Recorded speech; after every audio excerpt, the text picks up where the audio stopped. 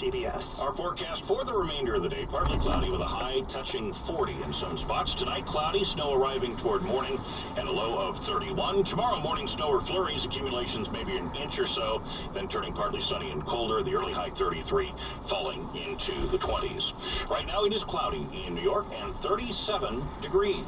WCBS News Time, 2:10.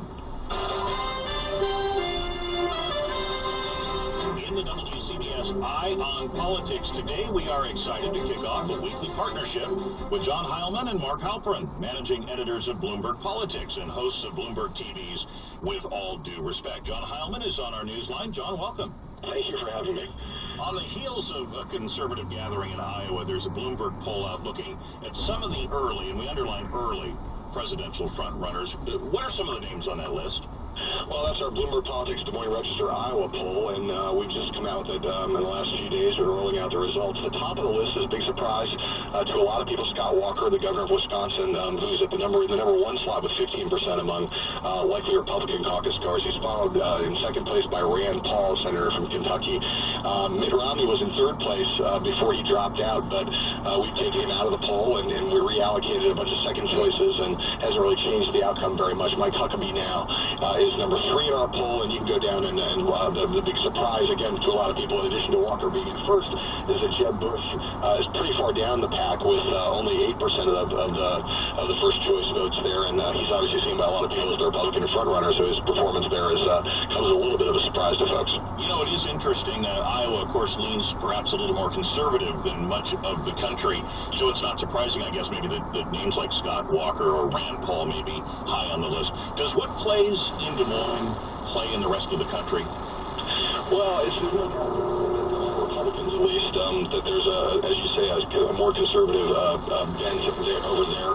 But look, you know, it's the case in presidential politics that winning one of these early states, Iowa, New Hampshire, South Carolina, is super important. And you know, you think about back on the Democratic side, back in 2008 when Barack Obama won the Iowa caucuses, that kind of propelled him to the presidency. And you could say that Iowa Democrats are more liberal than some Democrats around the country. So, you know, in these races for nominations within the parties, momentum matters a lot.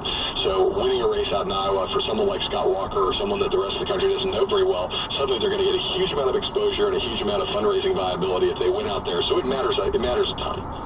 As I recall, 4 years ago, some of the very early polls even had Michelle Bachmann on top. Now, obviously, still a lot of water you have to pass under the campaign bridge.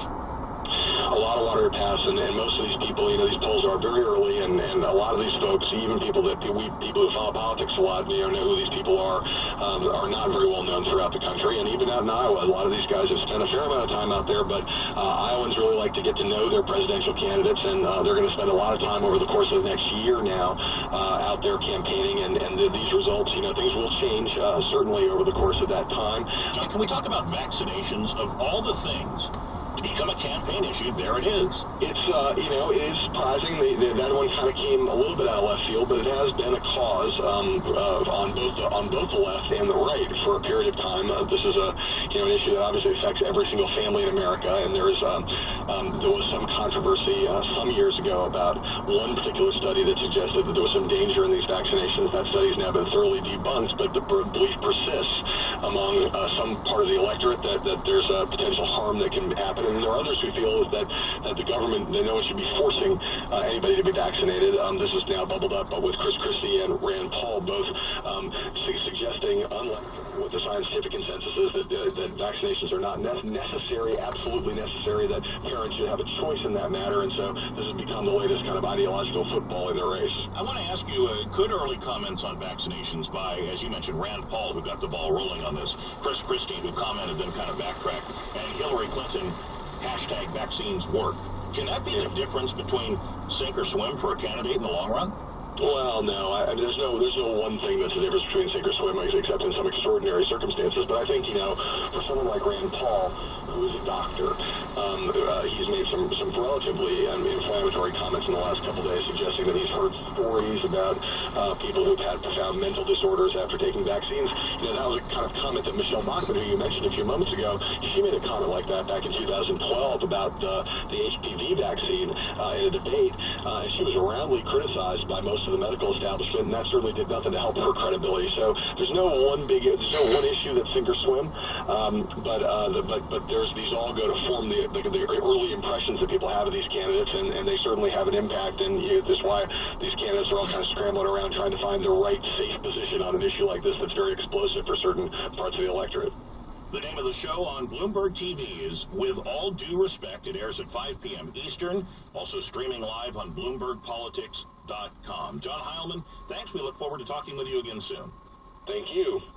Cloudy now in New York. We have 37 degrees, maybe some snow arriving late overnight toward morning. We'll check the 5-day forecast coming up. At 880 on your AM dial and live on your computer and smartphone at CBSNewYork.com. Wherever you are, we are. New York's News Radio, WCBS News Radio 880. Good afternoon, I'm Steve Scott. Coming up on WCBS, if we find ourselves trapped on the railroad tracks with a train coming, what should we do? One expert wants us to remember the letters A, B, C, D. He'll tell us why in 5 minutes. On Wall Street, the Dow is up 22 points. Now it's 17,688. Business news from Bloomberg coming up in 10. Now it's time for WCBS Sports, and we go live to the Pepe Auto Group Sports Desk. Visit PepeAutoGroup.com. Good afternoon, Gordon Damer. Good afternoon to